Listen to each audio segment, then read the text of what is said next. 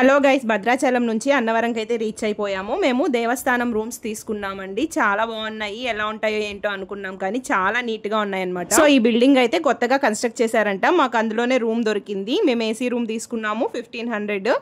Non AC room అయితే 1000 rupees. Room అయితే చాలా స్పేషియస్ గా ఉంది. ఒక డబుల్ కాట్ బెడ్ అలాగే సింగిల్ కాట్ బెడ్ రెండు ఇచ్చారు. 2 ఫ్యాన్స్ కూడా ఉన్నాయి. రూమ్ అయితే చాలా బాగుంది అనమాట. ఈ ప్రైస్ రేంజ్ లో చాలా మంచి రూమే దొరికిందండి. దేవస్థానం రూమ్స్ ఎలా ఉంటాయి అనుకున్నాము, చాలా నీట్ గా ఉన్నాయి అసలు. సో మేము వచ్చేటప్పుడు వర్షం పడడం వల్ల ఒకేసారి కొండపైన తీసుకుంటే బాగుంటుందని చెప్పి వచ్చి మంచి పని చేసాము.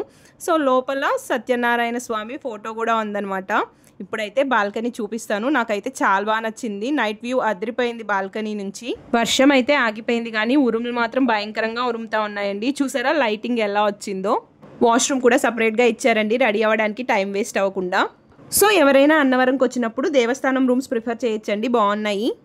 ఫస్ట్ టైం కనుక మన ఛానల్ని చూస్తున్నట్లయితే సబ్స్క్రైబ్ చేసుకోండి. నెక్స్ట్ వీడియోతో మళ్ళీ కలుసుకుందాం. బాయ్.